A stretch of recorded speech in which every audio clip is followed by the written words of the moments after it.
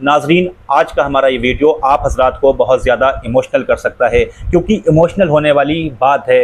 नाज़रीन किराम, आज मेरा एक जगह से गुज़र हो रहा था, तो वहाँ पर मैंने एक जानवर को देखा, यानी एक बैल को, जो बेचारा अपने पैरों पर सही से खड़ा भी नहीं हो पा रहा था, रोड भी नहीं क्रॉस कर पा रहा था, बीच रोड में वो लिंगड़ा रहा था। आय हाय है, जब मैंने उसको देखा है तो ये समझ लो कि मेरा कलेजा जैसे फटा जा रहा हो, बाहर को निकला जा रहा हो, क्योंकि हम एक इंसान हैं। इंसान होने के नाते, इंसानियत होने के नाते हमारा दिल हर एक ऐसी चीज़ को देखने के बाद कि जो दुख में हो, परेशानी में हो, कोई भी परेशानी में हो, इंसान हो या जानवर हो, हमें कहीं ना कहीं अफसोस हो ही जाता है। तो नाज़रीन, जब वो रोड नहीं क्रॉस कर पा रहा था तो मैंने पास खड़े हुए लोगों से पूछा कि आखिर ये क्या वजह है, क्यों ऐसा हुआ, क्योंकि वो ताज़ा मामला लग रहा था। तो उसमें से कुछ लोग कह रहे थे कि बच्चों ने इसको मारा है, यानी कि ईंटें चलाई हैं इस पे, इसकी टांग पे बच्चों ने जो पत्थर होते हैं वो मारे हैं। और कुछ लोग ये कह रहे थे कि नहीं, बच्चों ने नहीं मारा, बल्कि इस पर गाड़ी किसी ने चढ़ा दी, धोखे से चढ़ गई या कैसे भी चढ़ गई, इस पर गाड़ी चढ़ गई है। नाज़रीन इकराम, चाहे गाड़ी चढ़ी हो, चाहे बच्चों ने मारा हो, लेकिन वो बेचारा जानवर है, वो इतनी ज़्यादा दुख में है, वो अपना दर्द बयां भी नहीं कर सकता। तो फिर हमें क्या सोच समझ करके डिसीज़न नहीं लेना चाहिए? क्या हमें गाड़ी भी अगर हम चला रहे हैं तो क्या हम इस तरह से चलाएंगे कि हम किसी के ऊपर भी चढ़ा दें गाड़ी?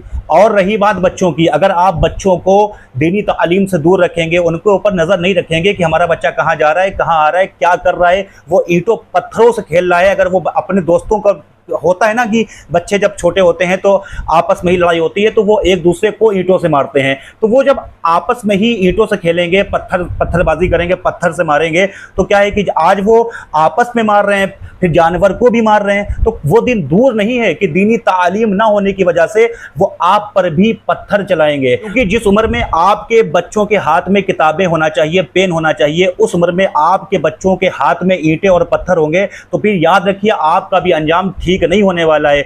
नाज़रीन किराम, जानवरों को भी दर्द होता है, जानवरों को भी एहसास होता है, फील होता है, वो भी महसूस करते हैं दर्द को, तकलीफ को, उनके भी बहुत ज़्यादा पीड़ा होती है। जब आप पत्थर चलाओगे, जब आप उनके ऊपर गाड़ी चला दोगे, तो क्या एहसास, वो तो बेचारे अपना दुख बयां भी नहीं कर सकते। जरा सोचिए कि आपको खड़ा कर दिया जाए और आप पर ईंटें पत्थर मारी जाएं, तो आपको दर्द होगा कि नहीं?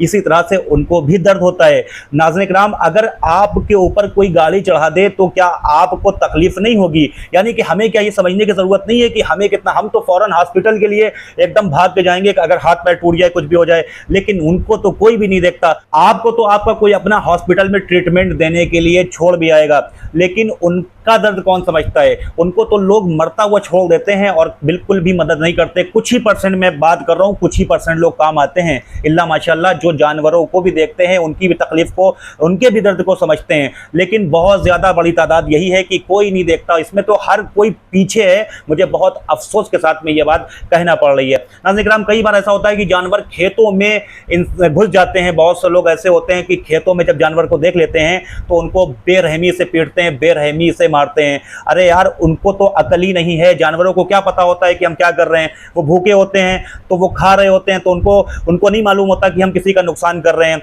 अगर आपको कोई 6 दिन 7 दिन भूखा रखे, उसके बाद में बहुत ही आप पैसे वाले हो, बहुत रिच फैमिली से, बहुत अच्छी ग़िज़ाएं खाने वाले हो, खाते हो, लेकिन इतने दिन भूखा रहने के बाद ना, अगर आपको घूरे पर भी सब्जी पड़ी मिलेगी, कूड़े करकट में भी सब्जी पड़ी मिलेगी, तब भी आप उठा के उस खाने को खा लोगे। मैं दावे के साथ में कह रहा हूं। लेकिन जानवरों को क्या पता होता है? आप तो जानवर को इसलिए मारते हो कि उसने आपके पास अकल भी है, उसने आपका नुकसान कर दिया है, लेकिन उसके पास अकल नहीं है, उसको नहीं पता कि हम नुकसान कर रहे हैं, और आप तो अकल रखने के बाद मार रहे हो। तो ज्यादा बड़ा जानवर कौन हुआ?